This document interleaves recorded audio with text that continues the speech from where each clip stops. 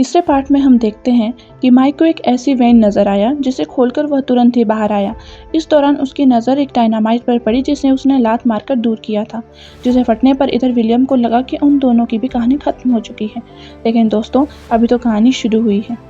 उसने इस बारी गलत इंसान से पंगा ले लिया। माइक क्या चीज़ है यह उसे समय ही बताएगा। अब उस धमाके के कारण इन भाइयों का ट्रक बर्फ में धंस चुका था, इसलिए माइक ने अपने कंटेनर को अलग करके फिर से उसे अपने मेन इंजन से खींचने की कोशिश की, लेकिन इससे कोई फ़ायदा नहीं हुआ।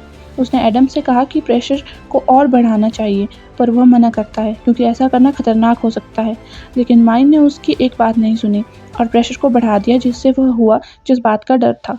वो मशीन ज़्यादा प्रेशर झेल नहीं पाती और टूट गई। इसमें पूरा का पूरा कंटेनर पानी में डूब गया और साथ में एडम भी।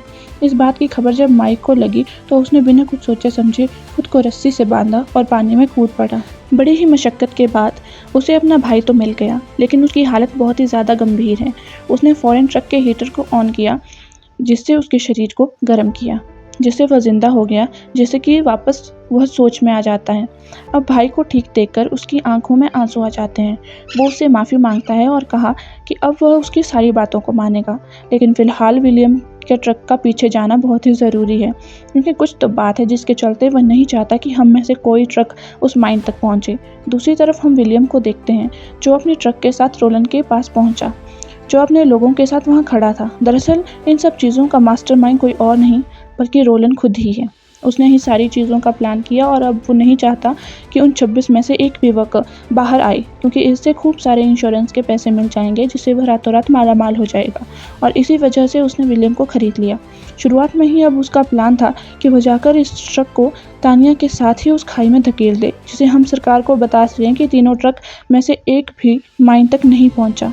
इसके बाद रोलन ट्रक को लेकर आगे बढ़ने लगता है ताकि उसे खाई तक फेंक सके।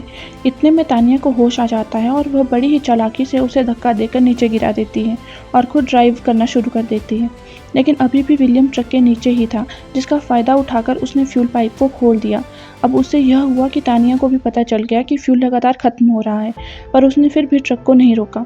लेकिन कुछ दूर जाने के बाद वह रुक जाती है और पीछे पड़ा विलियम भी उसके पास पहुँच चुका है, जिसके ऊपर उसने बंदूक तानी ताकि उसका मुकाबला कर सके। लेकिन यह बात उसे अच्छे से पता है कि अकेले वह उससे भिड़ नहीं सकती, और इसी का फ़ायदा विलियम उठाकर उसे भगाने की कोशिश करता है। उसके सारे दोस्त मारे जा चुके हैं, तो अब उसका भी वही हाल होगा।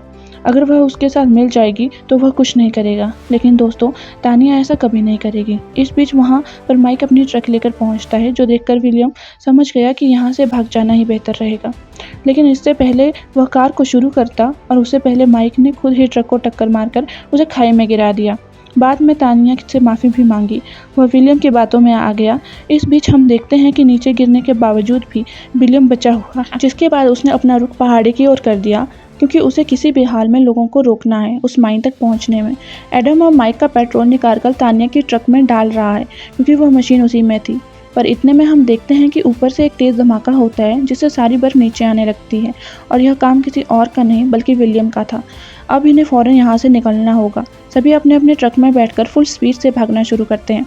माइक अपना ट्रक निकाल लेता है, लेकिन तानिया फंसी रह जाती है। इसलिए बर्फ़ से गिर जाने के बाद वो उसके पास गया, और तब तक तानिया काफ़ी चोटिल हो चुकी थी, और यहाँ वो अपना ट्रक छोड़ दिया और उस कंटेनर वाले ट्रक को लेकर आगे बढ़ने लगा। दूसरी तरफ माइन में अब सभी वर्कर्स बेहोश होने लगे थे, क्योंकि अब ऑक्सीजन का लेवल धीरे धीरे नीचे जाता जा रहा था। लेकिन अभी भी यहाँ पर जद्दोजहद जारी थी। इतनी आसानी से विलियम माइक को उस माइन तक पहुँचने नहीं देगा। इस बारी वह उसके पीछे एक दूसरा ट्रक लेकर गया, और इस चीज़ को देखकर इन्होंने खुद ही स्पीड को बढ़ाया। इनके पास लोड ज़्यादा था, इसलिए ऐसे में ज़्यादा स्पीड में ड्राइव करना बहुत ही कठिन था। वह बार बार इन्हें टक्कर मारे जा रहा है, इसलिए माइक अपने भाई एडम से कहता है कि तुम्हारी बारी है, अब अपने हुनर को दिखा दो, इसे तुम ड्राइव करो। इतना कहने के बाद वह अब खुद बाहर आ गया और बड़ी चालाकी से उस ट्रक पर कूद गया। अब दोनों में भीषण लड़ाई होती है, जिसमें दोनों ही बाहर आकर गिर पड़ते हैं, पर माइक विलियम से हर बारी हार रहा होता है। उससे लड़ पाना उसके लिए बहुत ही मुश्किल हो रहा था, और इधर ये दोनों ट्रक लेकर आगे बढ़ते जा रहे हैं। पर इस बीच इनके सामने एक ब्रिज आता है, जो देख तानिया ने कहा, लाओ यह मुझे दे दो। इस पर काफ़ी बर्फ़ है, इसलिए एडम ने उसकी स्टीयरिंग दे दिया। पर इसे आते ही वो पूरा ब्रिज नीचे गिर जाता है। उधर एक और अभी भी वो दोनों लड़े जा रहे हैं। हालांकि माइक ने फिर से ट्रक की स्टीयरिंग को अपने हाथों में ले लिया, पर फिर भी विलियम उसे छोड़ नहीं रहा है। लेकिन अंत में माइक पूरे जोश से उस ट्रक के पीछे वाले हिस्से को फेंक देता है और ट्रक को फुल स्पीड में करके खुद नीचे कूद जाता है। इससे आगे जाने पर विलियम का अंत करीब होता है, लेकिन यहाँ पर एक और मुसीबत आ जाती है। ब्रिज टूट जाने की वजह से ट्रक अब आगे जाने के बजाय पीछे जा रहा है, जिसे तानिया रोकने की बहुत कोशिश करती है, लेकिन कोई फ़ायदा नहीं हो रहा था। इसलिए एडम खुद जाकर ब्रिज के गेट को बंद करने की कोशिश में लगता है, जिसमें वह सफल भी होता है। पर वह ट्रक और गेट में पिस जाता है, जिससे वह बुरी तरह घायल हो चुका था।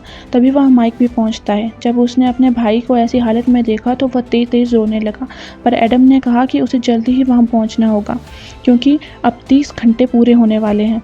मैं मरूंगा, एक ही जान जाएगी, लेकिन अगर हम मर गए तो पूरे 26 लोग मारे जाएंगे। और इतना कहते ही उसने अपना दम तोड़ दिया। यह देख माइक का दिल टूट जाता है, लेकिन अब वो अपने भाई के लिए ट्रक को खुद कंट्रोल में लेता है और भागते हुए माइन की तरफ ले जाने लगता है। इस बीच काटका माइन पर कुछ सरकारी ऑफिसर आए, जिसमें से एक इंश्योरेंस कंपनी का मालिक भी था, जिन्हें रोलन ने बुलाया, क्योंकि इनका कहना है कि अब 30 घंटे से ज़्यादा का समय बीत चुका है, कोई भी जिंदा नहीं बचा होगा। जो ट्रक उस मशीन को लेकर आ रहे हैं, उसके बारे में हमें न्यूज़ मिली है कि वह दुर्घटनाग्रस्त हो गए। तभी अचानक से साइलेंस बजना शुरू हो जाता है, जिससे सुन रोलन बाहर आया तो देखा कि माइक ट्रक लेकर आ चुका है, जिससे उसके कलेजे में आग लग जाती है। अब सभी तुरंत ही मशीन निकालकर खुदाई का काम करना शुरू कर देते हैं, जिससे कुछ घंटे बाद सारे वर्कर्स को रेस्क्यू कर लिया जाता है। हालांकि उनमें कुछ बेहोश हो चुके थे, परंतु वह जिंदा थे। उन्हीं में तानिया का भाई भी था, जिसे पाकर वो बहुत खुश हुई। उसकी ज़िंदगी को बचाने के लिए उसने खुद की ज़िंदगी को दांव पर लगा दिया था। उन्होंने रोलन की सच्चाई को सभी को बता दिया। फिर सरकारी ऑफिसर्स ने उसे पकड़ लिया। फिर माइक और तानिया के सारे पैसे बढ़ गए, जिससे कि तानिया ने अपने भाई के फेवरेट ट्रक को लिया, और जो हमेशा से उसका सपना था वो सब कुछ उसने लिया। माइक अपने भाई को वापस नहीं ला सकता था। यही हकीकत है, और इसी के साथ ही उसे आगे की ज़िंदगी को जीना होगा।